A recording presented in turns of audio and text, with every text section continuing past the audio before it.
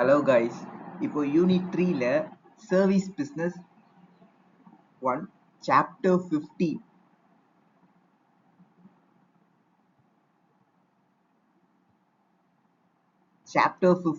இன்சூரன்ஸ்னா என்னன்னு பார்க்க போறோம். ஸோ இன்சூரன்ஸ்னா இப்போ இன்சூரர். அப்ப இன்சூர்டு யாருன்னா அந்த இன்சூரன்ஸ் கம்பெனி தான் இன்சூர்டுன்னும். இன்சூரர்னா யாருன்னா யார் அந்த இன்சூர் பண்ணிருக்காங்களோ அந்த கம்பெனில அவங்க தான் இன்சூரர்ன்றோம். கஸ்டமர்ஸ் தான் இன்சூரர் அப்படின்னு சொல்லலாம்.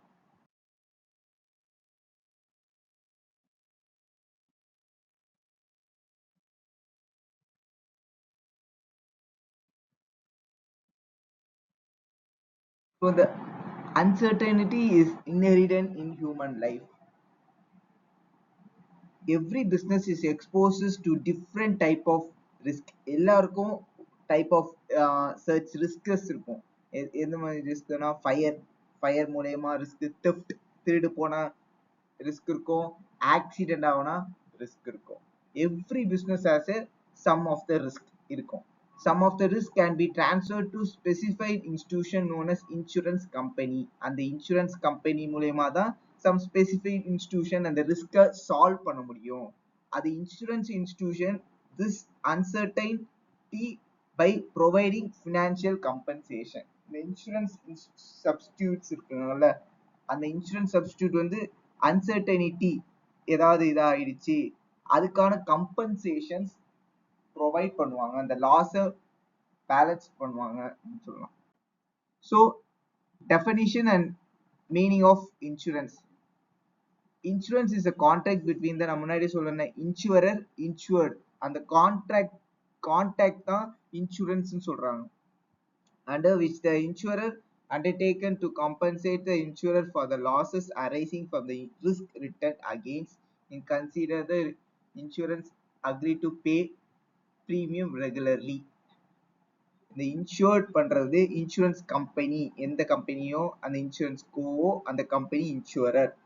அந்த any insurer monthly income monthly premium கட்டுறாரு, காசு மந்த்லி அந்த இன்சூரன்ஸ்க்கு கட்டுறாரு, மந்த்லி கட்டுறாருன்னா அது ஒரு நாள் வந்து மெச்சூரிட்டி பே முடியும், அதுல இருந்து certain amount full of interest எடுத்து சர்டைன் அமௌண்ட் ஏதாவது இப்போ பைக் மூலமா இன்சூரன்ஸ் பண்ணியிருந்தோம், இப்போ பைக் வந்து ஆக்சிடென்ட் ஆயிடுச்சு, அது மூலயமா கிளைம் பண்ணலாம் இன்சூரன்ஸ், அதுதான் இன்சூரன்ஸ் அப்படின்றோம்.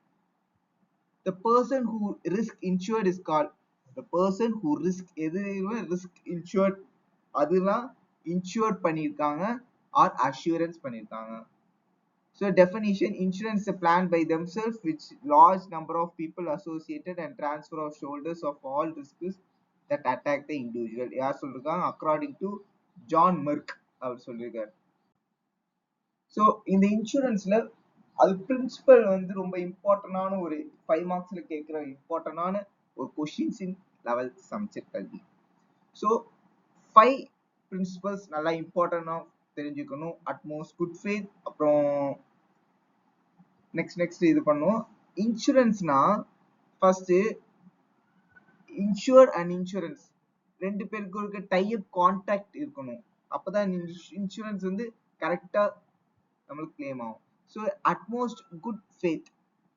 According to the principle, both insurer and insured enter into the contract good faith. Or good faith and இருக்கணும். Insurance should provide all the information that in fact the subject matter. Insurance should provide all the detail regarding insurance contract. சொன்ன மாதிரி good faith இருக்கணும். So Mr. M is a heart patient, but he decided the fact to the LIC while taking a life policy. On this date, due to the heart attack, LIC can refuse to pay compensation to his legal representative because a material fact was not disclosed by the insurance. இப்போ ஒரு insurance, நம்ம insurer வந்து monthly income பே பண்ணிட்டு அந்த premium பே பண்றாரு இன்சூரன்ஸுக்கு. அது ஒரு சம் ஆஃப் டைமுக்கு நம்ம டெத் ஆகும்போது இதாகும்போதோ அது கிளைம் வரும். அப்போ மந்த்லி பே பண்ண பிரீமியம் பே பண்ணல அப்படின்னா அந்த அக்கௌண்ட் வந்து டிஸ்க்ளோஸ்ட் ஆயிடும் பை தி இன்சூர்ட் பண்ணியிருக்கவங்க. So insurable interest. இப்போ நம்ம ஒரு இன்சூரன்ஸ் பண்றோம் அப்படின்னா அதுக்கான இன்ட்ரெஸ்ட்டும் வரும். காம்பவுண்ட் இன்ட்ரெஸ்ட்டும் நம்மளுக்கு சேர்ந்து வந்து ஒரு பல்க் அமௌண்ட் வரும். The insurer must have an interest paid in the subject matter of insurance. Insurance interest means some precautionary interest in the subject of the insurance contract. The insurance must have a interest in the preservation of things மூலமா வரலாம். Insurance வட்டி வரலாம். Life insured பண்ணிருக்கலாம். லைஃபே insured பண்ணிருக்கலாம். அந்த life insured certain amount death ஆகும் போதோ இல்லைன்னா ஒரு சர்டைன் பீரியட் முடியும் போதோ அந்த அமௌண்ட் வந்து நம்மளுக்கு இன்ட்ரெஸ்டோட வரும். அதுதான் இன்சூரபிள் interest. The businessman has insurable interest in this stock of goods. Businessman வந்து stock of goodsக்கு இதுக்கு insurable interest பிரீமியம் கட்டுறாரு. அவருக்கு ஒரு certain period of timeல அதோட இன்ட்ரெஸ்ட் வட்டியோட இன்சூரன்ஸ் அமௌண்ட்டும் அதோட வட்டியோட அவருக்கு வரும். இன்சூரபிள் interest. Indemnity means security or compensation against losses or damages. இப்போ சம் மொபைல் வாங்குறோம், அதுக்கான ஃபார் எக்ஸாம்பிள் பைக் வாங்குறோம், பைக் வந்து அந்த செக்யூரிட்டி ஆர் அதுக்கான லாசஸ் ஏதாவது வரும்போது இன்டிமினிட்டி ஒரு ஃபேத் இருக்கு. In insurance, the insured would be compensated with amount equated to the actual loss வரும்போது not amount exceeding the loss. இப்போ இன்டிமினிட்டி ஒரு ப்ராடக்டோ ஒரு இதுவோ வாங்குறோம், அதுக்கான இன்டிமினிட்டி அந்த செக்யூரிட்டி லாஸ் யார் எடுத்துப்பானா இன்சூரன்ஸ் கம்பெனி தான் எடுத்துப்பாங்க. ஆனா நீங்க கரெக்டா மந்த்லி அந்த இன்சூரன்ஸ் பே பண்ணா மட்டும் தான் அந்த இது லாஸ் ஆகும்போது இன்சூரன்ஸ் கம்பெனி அதுக்கான இன்டிமினிட்டி எடுத்துப்பாங்க. Security or compensation against loss or damages. For example ஒன்று பார்க்கலாமா? A businessman get his stock of goods insured for 5 lakhs. 5 lakhsக்கு இன்சூரன்ஸ் பண்ணி வச்சிருக்காரு ஸ்டாக் ஆஃப் குட்ஸ்க்கு. If the goods are destroyed by the fire, insurance company will be liable to pay compensation. அவரு some stock of goods வச்சிருக்காரு, இப்போ fire ஆயிடுச்சு இல்லைன்னா some destroyed ஆயிடுச்சு அப்படின்னா அந்த லாஸ் ஆஃப் கம்பன்சேஷன் யாரு வந்து அது லாஸ் ஆஃப் கம்பன்சேஷன் அவர் கரெக்டா பண்ணிருக்காரு. லாஸ் ஆஃப் கம்பன்சேஷன் யார் இது பண்ண அந்த இன்சூர்ட் கம்பெனி தான் பண்ணிருக்கணும். Insured company maximum 5 lakhs even if loss அவங்க கம்பெனில லாஸ் ஆனா கூட 5 lakhs அவங்க கையில இருந்து தான் காசு போட்டு which have been அந்த ஃபயர்க்கோ தெஃப்ட்டுக்கோ லாஸ் ஆனது அவங்க தான் கம்பன்சேஷன் பண்ணணும். So causa proxima means nearest cause. According to the principle, when the loss is a result of 2 or more causes, the approximate cause, the direct most prominent and most effective causes of losses should be taken into consideration. இப்போ where fire is accepted as a proximated cause of losses, and if there is a no fire and goods are destroyed due to the excess heat, the insurer will not be liable to pay. இப்போ இந்த cos of ப்ராக்சிமானா ஒரு எக்ஸாம்பிளோட பார்க்கலாமா? இப்போ ஒருத்தர் வந்து 5 lakhsக்கு ஒரு எக்ஸாம்பிளா ஒருத்தர் வந்து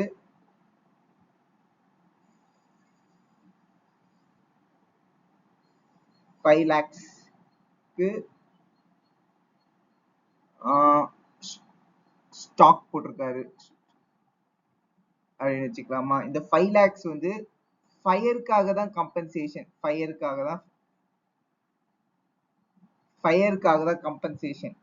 இப்போ அந்த ஃபயர் ஆகாம வேற ஏதாவது ஹீட் மூலயமா அந்த கம்பன்சேஷன் டிஸ்ட்ராய்ட் ஆயிடுச்சுன்னா அந்த இன்சூரன்ஸ் கம்பெனி பொறுப்பு எடுத்துக்காது, அதுக்கான கம்பன்சேஷன் பே பண்ண மாட்டாங்க.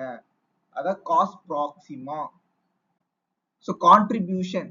இப்போ ஒரு இன்சூரர்னா யாரு? நம்ம தான் ஒரு இன்சூரன்ஸ் பண்ணிட்டு இருக்கோம் அப்படின்னா இன்சூரர். ரெண்டு இன்சூரர் கேட்கும் போது தான் டபுள் இன்சூரன்ஸ் ஆகுது. The insurance claim to pay to the insured must be shared on the contribution of all insurance portion of the. இப்ப ரெண்டு இன்சூரர் பே பண்றாருன்னா அவரு ரெண்டுத்துக்குமே ஈக்குவல் கான்ட்ரிபியூஷன் பண்ணி இன்சூர் பண்ணணும், கான்ட்ரிபியூஷன் பண்ணணும். இந்த எக்ஸாம்பிள்ஸ் பாத்துங்க. Contribution insurance. So type of இன்சூரன்ஸ்ல என்னென்ன டைப்னா life insurance, marine insurance, sorry life insurance, non life insurance. Life assurance கூட சொல்லலாம். அந்த லைஃப் அஷூரன்ஸ்னா அந்த இன்சூரன்ஸை அஷ்யூர் பண்ணிக்கிட்டோம். நான் லைஃப் அஷூரன்ஸ் ரெண்டுத்துல ஏதாவது. So life insurance may be defined as a contract in which the insurer company called the insurer and insurance. So அதே மாதிரி தான் லைக் இன்சூரன்ஸ் கம்பெனி இன்சூரர் கம்பெனியும் which have been ஒரு கான்ட்ராக்ட் போட்டிருப்பாங்க. இப்போ monthly we have to pay, நம்ம பே பண்ணணும், ஒரு ப்ரீமியம் பே பண்ணணும், ஒரு லம்சம் ப்ரீமியம் பண்ணணும். அது ஒரு டைம்ல வந்து டெத் ஆகும்போது அது இன்சூரன்ஸும் பிளஸ் இன்ட்ரெஸ்டோட நம்மளுக்கு கைக்கு வரும், ஒரு லம்சம்மோட. இப்போ அதுவே அப்படின்னு ஒரு இன்சூரன்ஸ் எடுத்துக்கலாம். லைஃப் இன்சூரன்ஸ்ல இன்னொரு இன்சூரன்ஸ் ஒரு சர்டைன் பீரியட், ஒரு மெச்சூரிட்டி சர்டைன் பீரியட் கட்டால அதுக்கான அமௌண்ட் சர்டைன் பீரியட் கட்டால நம்ம ப்ரீமியம் மந்த்லி பண்ணிருப்போம்ல, அப்போ அதுக்கான அமௌண்ட் வந்து ஒரு சர்டைன் பீரியட்ல ஒரு பல்க் அமௌண்டா பிளஸ் இன்ட்ரெஸ்டோட வரும். ஸோ டைப் ஆஃப் இன்சூரன்ஸ்ல பாலிசியில whole life insurance, endowment life assurance policy, joint life assurance policy, annuity policy, children's endowment policy. இந்த மாதிரி பாலிசிஸ்லாம் இருக்கு லைஃப் அஷூரன்ஸ் பாலிசி. ஸோ அது ஃபார் எக்ஸாம்பிளா ஜீவன் அனுராக் பாலிசி. ஸோ நான் லைஃப் இன்சூரன்ஸ், ஃபயர் இன்சூரன்ஸ். சொன்ன மாதிரி தான் ஃபயர் இன்சூரன்ஸ் எனி லாசஸ். இப்போ ஃபயர் இன்சூரன்ஸ் நம்ம போடுறோம்னு வச்சுக்கோங்களா, ஒரு பிசினஸ் வந்து ஸ்டாக் ஆஃப் குட்ஸ்க்கு ஃபயர் இன்சூரன்ஸ் போடுறாங்கன்னு வச்சுக்கோங்களேன். அந்த ஃபயர் இன்சூரன்ஸ் வந்தா மட்டும் தான் அந்த கம்பெனி வந்து இன்சூரன்ஸ் கம்பெனி வந்து 5 lakhs கம்பன்சேஷனை கொடுக்கும். இப்போ அந்த கம்பெனி அந்த 5 lakhs வேற மாதிரி டிஸ்ட்ராய்ட் ஆயிடுச்சு, அது வேற மாதிரி ஹீட்டால எக்ஸ்ப்ளோர் ஆயிடுச்சு, வேற மாதிரி அதனால கிழிச்சு போட்டாங்க, அந்த மாதிரி இருந்துச்சுன்னா அந்த இன்சூரன்ஸ் கம்பெனி பொறுப்பு எடுத்திருக்காது.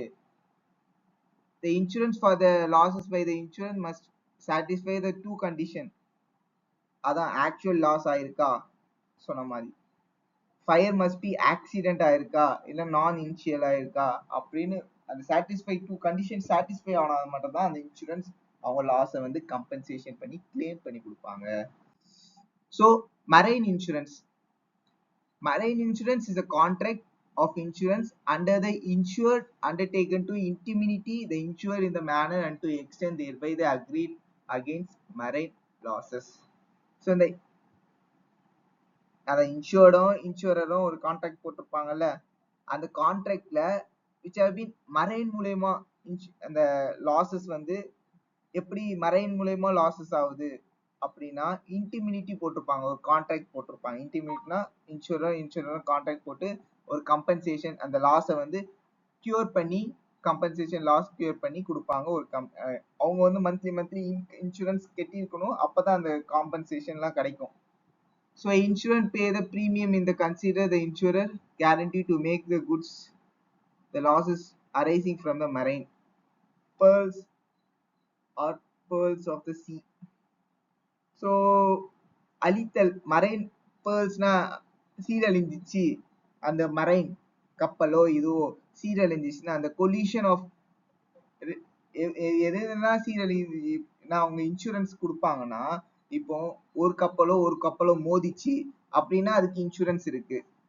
இப்போ கல்லு வந்து கப்பல்ல மோதி இதாயிடுச்சு, அதுக்கு இன்சூரன்ஸ் இருக்கு. ஃபயர் மூலயமா இன்சூரன்ஸ் ஆயிடுச்சு, அதுக்கு இருக்கு. ஷிப் வந்து அட்டாக்டு எனிமி சோல்ஜர்ஸ் இல்லைன்னா டெரரிஸ்ட் ஏதாவது அட்டாக் பண்ணாங்கன்னா அதுக்கு ஒரு இன்சூரன்ஸ் மரைன் இன்சூரன்ஸ் மாதிரி இன்சூரன்ஸ் கம்பெனி கொடுக்கணும். So type of marine insurance policy, ship insurance, hulk insurance, cargo insurance. அதான் வண்டி வண்டியா கண்டெய்னரா ஏத்துவாங்களா, அதான் கார்கோ இன்சூரன்ஸ். ஃப்ரைட் இன்சூரன்ஸ், சரக்கு இன்சூரன்ஸ் அப்படின்னு. கமாடிட்டி வந்து இங்க இருந்து வேற கண்ட்ரிக்கோ இல்லைன்னா குளோபல் கண்ட்ரிக்கோ இல்லைன்னா இன்டர்நேஷனல் மூலயமா என்ன இது பண்றோமோ ஃப்ரைட் இன்சூரன்ஸ் வரும். So health insurance. ஸோ இன்சூரரும் இன்சூரன்ஸ் கான்ட்ராக்ட் போட்டிருப்பாங்க. ஒரு கான்ட்ராக்ட் போட்டிருப்பாங்க. மந்த்லி ப்ரீமியம் கட்டுற மாதிரி இருக்கும். அது ஒரு time of date maturity period முடியும். அது வந்து ஹெல்த் ஃபார் எக்ஸாம்பிள் இப்போ சொல்ல போனா ஹெல்த் இன்சூரன்ஸ் மந்த்லி இன்கம் கட்டுறவங்க இருப்பாங்க. மந்த்லி ப்ரீமியம் இன்கம் மந்த்லியாவோ இயர் பேசிக்ஸாவோ கட்டுறவங்க இருப்பாங்க. அந்த மெடிக்கல் காஸ்ட் வயசாகும் போது அந்த மெடிக்கல் காஸ்ட் எக்ஸ்பெண்டிச்சர்ஸை அந்த இன்சூர்ட் பண்ணியிருக்க இடமே பொறுப்பு எடுத்துக்கும். அதனால நம்மளுக்கு என்ன அட்வான்டேஜ்னா ஃபினான்ஷியல் ஒரு பேலன்ஸ்டா இருக்கும். இந்த இன்சூரன்ஸ் ஹெல்த் இன்சூரன்ஸ் வந்து வயசானவங்களுக்கு most useful. Old people. So miscellaneous insurance, motor vehicle insurance, burglary insurance. இது வந்து பர்குலரி இன்சூரன்ஸ்னா ஃபார் ஹவுஸ் ப்ராப்பர்ட்டி இல்லை லேண்ட் ப்ராப்பர்ட்டி இல்லைன்னா ஏதாவது சர்ஃபேஸ் இன்சூரன்ஸ் எல்லாம் பர்குலரி இன்சூரன்ஸ்ல வரும். கேட்டில் இன்சூரன்ஸ், பழைய காலத்துல ட்ரெடிஷனல்ல கேட்டில் வச்சு அக்ரிகல்ச்சர் லேண்டை வந்து இது பண்ணுவாங்கல்ல, காளமாடை வச்சு மூவ் பண்ணனால நல்ல இது கிடைக்கும்ல. ஸோ அந்த மாதிரி கேட்டில் இன்சூரன்ஸ், கிராப் இன்சூரன்ஸ். ஸோ இந்த மாதிரி இன்சூரன்ஸ்லாம் மிஸ்லானியஸ் இன்சூரன்ஸ். மிஸ்லானியஸ்னா அதர் இன்சூரன்ஸ் மாதிரி. So insurance regulatory development authority of India, இவங்க தான் இந்த இன்சூரன்ஸ் அபேக்ஸ் பாடியா that govern regulate and supervise the insurance industry in India. இவங்க தான் ஒரு ஹெட், இன்சூரன்ஸ்க்கே ஹெட்னு சொல்லலாம், அபேக்ஸ் பாடின்னு சொல்லலாம். Insurance regulatory development authority of India, நல்லா ஞாபகம் வச்சுங்க. ஸோ 2000ல பார்லிமெண்ட் ஆக்ட்ல 1999ல இந்த ஆக்ட் வந்துச்சு. ஹெட் குவார்டர்ஸ் எங்க இருக்குன்னா ஹைதராபாத்ல இருக்கான். ஸோ இந்த organisation setup of insurance regulatory development authority of India இருக்காங்கல்ல, அதுல 5 சேர்மன். ஆனா மேக்சிமம் ஏஜ் வந்து 60 இயருக்கு இருக்கணும். அதுக்கு மேல இருந்துச்சுன்னா விச் ஹேவ் பீன் சேர்மன் கிடையாது. 5 இயர்ஸ் தான், 5 இயர்ஸ் இருக்கும். அத 5 ஓல் டைப் மெம்பர்ஸ் இருக்கவங்க இருக்காங்கல்ல, 5 இயர்ஸ்க்கு மேல இருக்கக்கூடாது. அதுக்கு 2 இயர்ஸ் 3 இயர்ஸ் 4 இயர்ஸ் அப்படி இருக்கணும். மேக்ஸிமம் ஏஜ் 62 ஏஜ் தான் இருக்கணும், அதுக்கு மேல இருக்கக்கூடாது. 4 பார்ட் டைம் மெம்பர்ஸ் இருப்பாங்க. 5 இயர்ஸ்க்கு மேல இருக்கக்கூடாது, அது கீழே இருக்கதான் இருக்கணும். So chairman and members of IRDA are appointed by the government of India. Who have been appointed? Government of India. Government of India appoint பண்றேன்னா most of presidents தான் அந்த international insurance regulatory development authority of இந்தியாவோட chairman யார் appoint பண்ணுவாங்கன்னா president of India, government of இந்தியான்னு சொல்லலாம். So இப்போ வந்து எல்லாமே இன்சூரன்ஸ்னா என்ன, இன்சூரர்னா என்ன, இன்சூரர்னா என்ன, இன்சூரன்ஸ்னா என்ன அப்படின்னு எல்லாம் ஒரு கிளாரிட்டி கிடைச்சிருக்கும். ஐஆர்டிஏனா என்ன, மரைன் இன்சூரன்ஸ்னா என்ன, ஃபயர் இன்சூரன்ஸ்னா என்ன, ஹெல்த் இன்சூரன்ஸ்னா என்ன, லைஃப் இன்சூரன்ஸ்னா என்ன, நான் லைஃப் இன்சூரன்ஸ்னா என்னன்னு ஒரு கிளாரிட்டி கிடைச்சிருக்கும்னு நினைக்கிறேன். தேங்க்யூ.